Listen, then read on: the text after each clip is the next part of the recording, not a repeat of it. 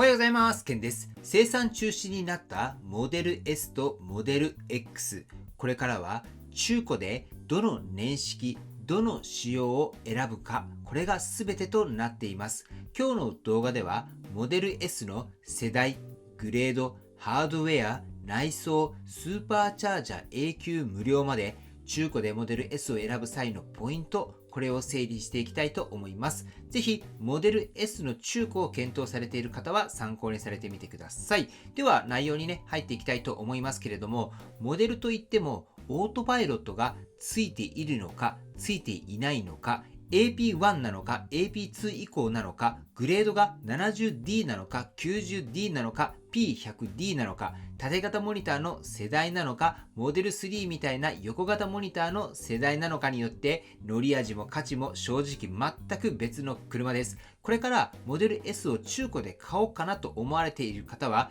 中古でどの年式、どの仕様を選ぶのか、これが全てになります。そこで今日のこの動画では、中古でモデル S を狙っている方に向けて、オートパイロットとハードウェアの世代、90D、P100D みたいなグレードの意味、0弁以前と0弁以降で何が違うのか、縦モニター世代と横モニター世代、スーパーチャージャー永久無料が絡んでくる時期間、このあたりを地図のように整理していきたいと思います。この動画を見終わった後には、自分はこのあたりの世代、このあたりのグレードを狙いたいなっていうイメージがだいぶ固まると思いますので、ぜひ最後までチェックされてみてください。では、ここからは、まずはざっくり年表をイメージしながらお話をしていきます。細かい年号を覚える必要っていうのは全くなくって、どこで大きく変わったのか、ここだけ押さえれば OK だと思います。モデル S の進化をざっくり考えるとこんな感じで分けられます。まずは初期のモデルです。オートパイロットなしの時代です。そしてオートパイロット1ですね。AP1 が入った世代。そして AP2 以降、自社開発のハードウェアの世代。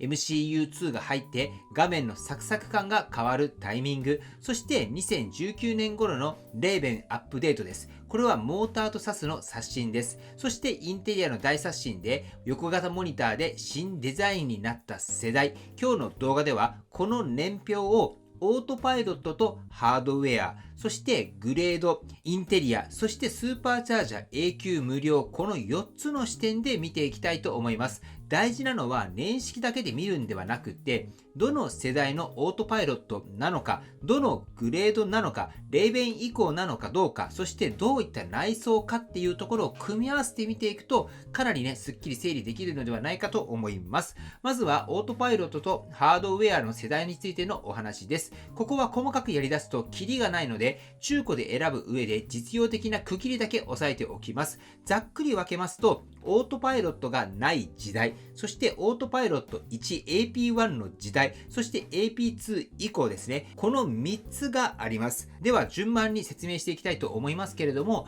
オートパイロットなしですね。これは一番初期のモデル S になりますけれども、今のテスラについているようなオートパイロットはついていません。クルーズコントロールはありますが、ステアリングを自動で保持してくれる機能はなくて、普通の高級 EV セダンっていうイメージです。中古でここを選ぶ人は、とにかく価格を優先したい、自動運転機能にはこだわらないという割り切りがある方向けです。そして次の AP1 ですけれども、当時はモバイル i ベースのハードウェアで高速道路の車線維持と前の車の追従クルーズが使えるようになりました。レーンキープとオートクルーズがあれば十分っていう方は AP1 でも満足できるケースが多いです。むしろ AP1 のフィーリングが好きっていうオーナーも一定数いらっしゃいます。そしてその後テスラは自社開発のオートパイロットハードウェアに切り替えていきます。いわゆるハードウェア2、ハードウェア 2.5、そして FSD コンピューターのハードウェア3という流れです。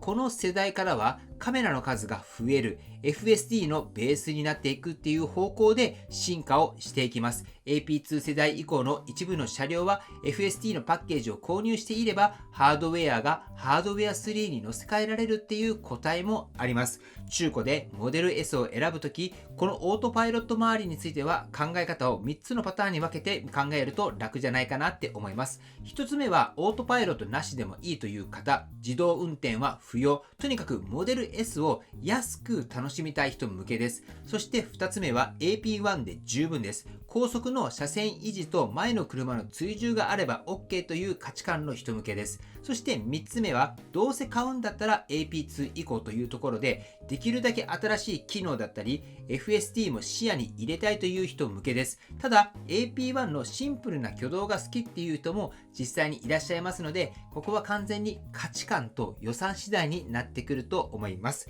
では次に、多くの人が混乱しがちな 90D って何？ P100D って何が違うのっていうお話を整理していきたいと思います。モデル S のグレード名は基本的にこの3つで読み解けます。数字、D、P です。数字の部分はバッテリー容量のおおよそのサイズを示しています。70D、75D、85D、90D、100D などです。数字が大きくなればなるほどバッテリー容量が大きい。つまり航続距離が長くなる。けど価格も高くなるっていうようなイメージで OK だと思います。そして次に D ですけれども、これはデュアルモーターの D で、前後モーターの 4WD であることを意味しています。モデル S は途中から D が標準なようになってきていますけれども、古い世代には後輪駆動のグレードっていうのも存在しています。AWD のメリットはトラクション性能、加速、雨天時走行の安心感、このあたりがありますので、日本で使う分には D 付き、つまり AWD 世代を選ぶメリットは大きいんじゃないかと思います。そして次に P ですけれども、このグレードは例えば P85D だったり P100D とかっていうのがあるんですけれども、これはパフォーマンスモデルです。つまり高出力版です。0-100のスピードが3秒台クラスの加速が出る完全に化け物枠となっております。その代わりタイヤだったり消耗品、このあたりの負担も上がりますので、ランニングこそはそれなりに覚悟が必要です。そしてこのあたりに関してなんですけれども、テスラといえば回生ブレーキで止まるっていうのはありますけれども、年式によっては回生ブレーキがあまり効かないっていうところがあって、100% 全部止まるというところに至らないモデル S もありますので、そういったモデル S に関してはブレーキを結構使いますので、ブレーキの摩耗っていうのもあります。なのでモデル S を購入される場合には、回生ブレーキがきちんと効くかどうかっていうところも見ておくっていうのも一つのポイントになってきます。ということで、中古で見るときのざっくりしたキャラ分けっていうのはこんな感じになります。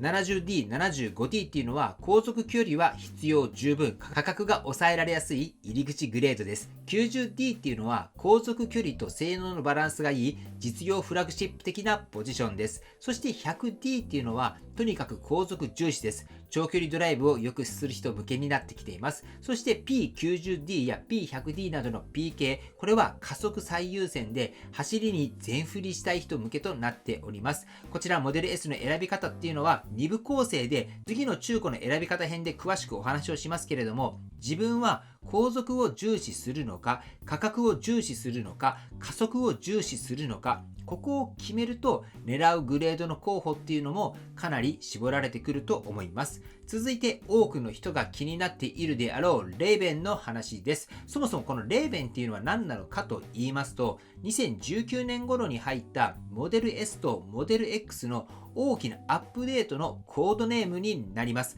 主なポイントは2つありまして、1つ目がモーターの効率アップです。フロントにモデル3ベースの高効率モーターが採用されて、同じバッテリー容量でも航続距離が伸びています。そして2つ目が新しいアダプティブエアサスペンションです。速度や路面に応じて減衰力を細かく制御するサスに変わっていて、乗り心地とハンドリングの両方がかなり良くなっています。オーナーの評価を見ても、レーベンの方が効率も乗り心地も明らかにいいという声っていうのが多いです。はい、ということで、モデル S を十分に楽しみたいと思われる方は、レーベン以降がいいんじゃないかなと思いますけれども、長く乗る前提で、高速をよく使う、快適性も重視したい、燃費もできるだけいい方がいい、こういう条件で中古のモデル S を選ぶならば、レーベン以降は完成度の高い世代としてかなりおすすめしやすいゾーンと言えます。僕の個人的な感覚としては、予算が許すのであれば、まずはレーベン以降から探すっていうのはかなり率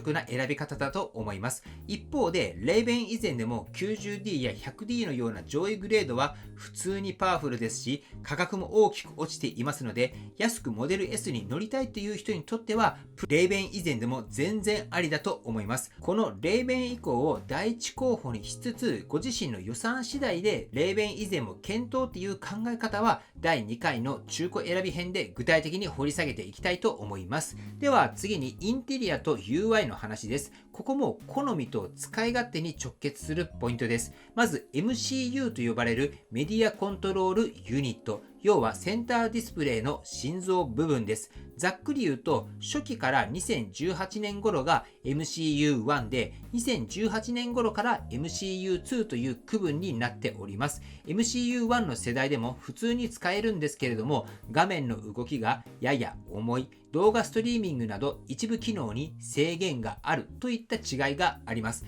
MCU2 になると UI がかなりサクサク動く、 YouTube や Netflix などのエンタメが快適になってきますので、画面のサクサク感を重視する人は MCU2 世代か MCU のアップグレード済みの個体、これを狙うのも一つの基準になってきます。次に見た目の印象を見ていきたいと思いますけれども、縦型モニターか横型モニターかという点になります。縦型モニターっていうのは日本でおなじみの右ハンドル時代のクラシックなモデル S です。メーターと17インチの縦モニターっていういかにも初期のテスラなレイアウトとなっております。そして横型モニターは左ハンドルの新世代インテリアでモデル 3Y に近いです。シンプルでミニマルなレイアウトになっています。これはもう完全に好みです。クラシックなテスラの内装が好き、縦モニターでナビを縦長に使いたいって言われる方は縦モニター世代を狙う。もしくはモデル 3Y と揃えたい、最新っぽい UI が好きって言われる方は横モニター世代を狙うという風な感じで、このあたりは内装の好みで年式世代っていうのを絞っていく考え方も全然ありです。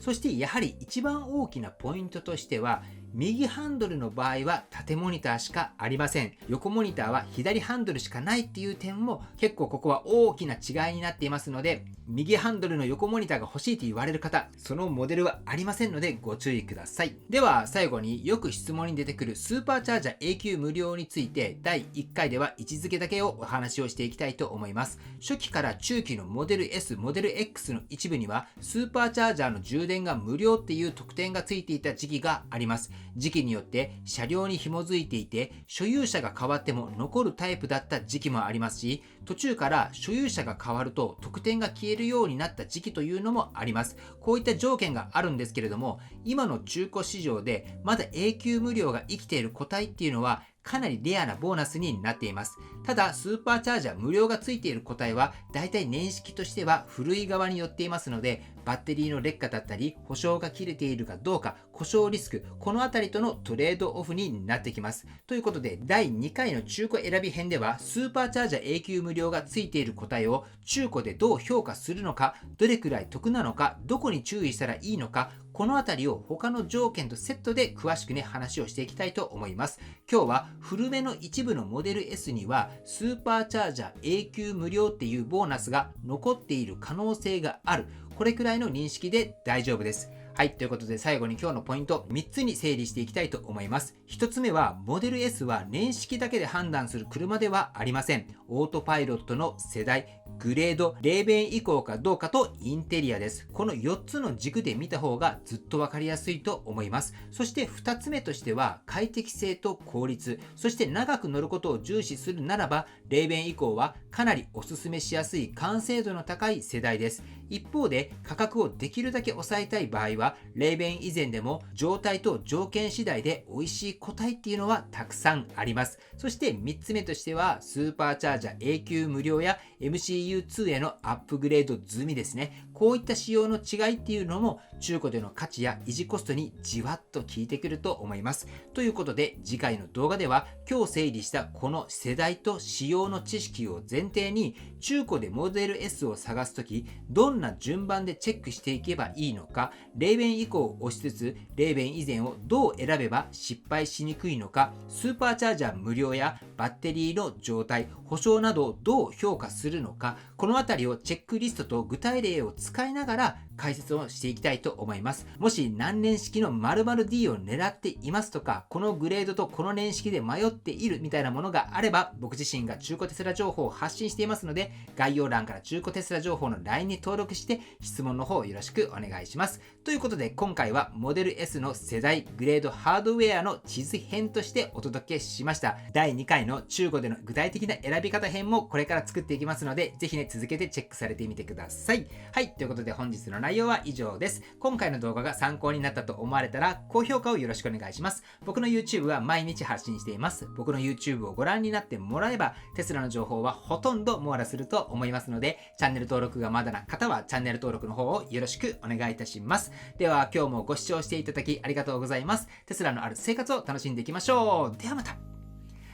推進です。ちょっと今日はですね、自分の独り言として少しね、モデル S について話をしてみたいなって思います。中古の市場では、やはりモデル S とモデル X、ここね、今人気となっております。特にモデル X の方が人気で、モデル X なかなか値段が落ちていません。ただ、モデル S となってくると、ちょっとね、話が変わってくるんです。今日あった0弁以前が0弁以降、これによって値段っていうのは結構変わってくるんですけれども、初期のモデル S に関しては今現在中古で買おうと思ったら結構安く買えると思います。それこそ200万前後で全然買えると僕は思っております。僕も今回ですね、新しくモデル3を買ったんですけれども、やはりそれは中古で買いましたが、モデル S を買うかモデル3を買うかっていうのをちょっとね悩んでいたんですね。ただモデル3の方が安かったっていうのと、モデル S の安いやつがなかなか出てこなかったっていうのもありまして、タイミング的にモデル3を買ったんですけれども、あと一つ今日の内容で言わなかったんですけど、テスラのアプリが使えるやつと使えないやつっていうのがあるんですね。